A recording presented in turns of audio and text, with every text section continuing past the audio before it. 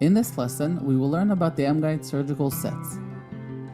By the end of this lesson, you will be able to identify all the tools and their functions. The MGuide system allows for the entire procedure to be done through the MGuide, from tissue punch to implant insertion. Here, we have the standard sleeve surgical set for the conical connection. It is used in procedures with implant diameters ranging from 3.3 to 5 mm. The narrow sleeve kit is used for placement of 3.3 to 3.9 mm diameter implants.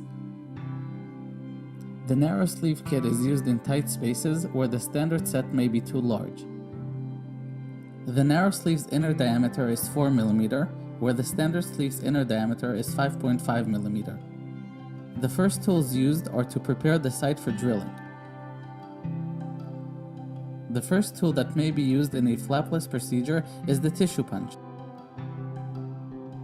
This tool creates a circular hole in the gingiva, which creates an access point for the drills which follow to go into the bone. Following the tissue punch, a bone mill may be used to flatten an uneven ridge. It only removes bone to the level of where the top of the pre-planned implant will end up.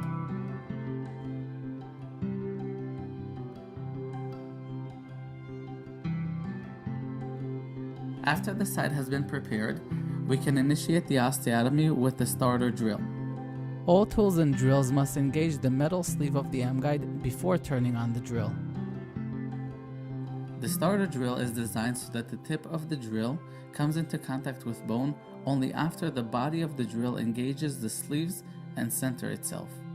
For example, we can see how jumping to a 13 mm pilot drill without using the starter first may cause issues and inaccuracies.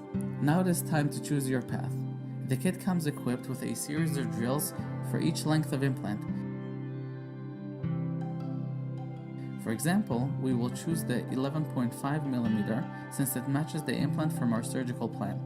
The best part about the MGuide set is that you have the freedom to change the implant size at the time of surgery. Now that we know the implant length and have chosen the right path, we will need to widen the osteotomy to the right diameter. In order to do that, we have two bone type references. For hard bone, we will use the scale on the bottom of the kit. For this implant, we will go up to the blue drill. In soft bone, we will use the scale on the upper part of the kit.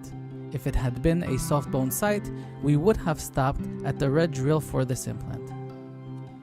Now that we are ready to start drilling and have identified the right tools, the kit will help us in making the experience safe and simple. The drills and tools come with a built-in stopper to ensure that we don't perforate anything that we don't want to. The keyless system is the feature built into each drill that removes the need for any additional spoons or adapters that may overcomplicate the procedure. Since the drilling part of the procedure is complete, we can move on to place the implant using the tools in the smaller kit of the set. We can choose whether we want to place the implant in with a handpiece, a ratchet, or both.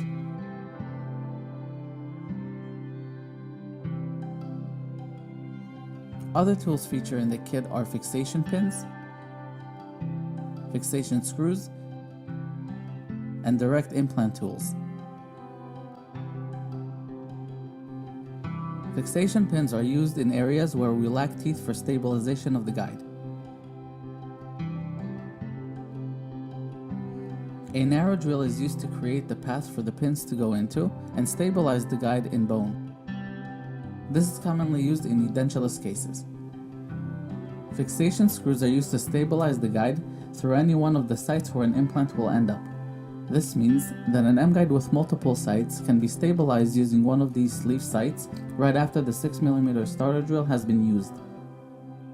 When picking an implant insertion tool, make sure to select the correct implant type and platform.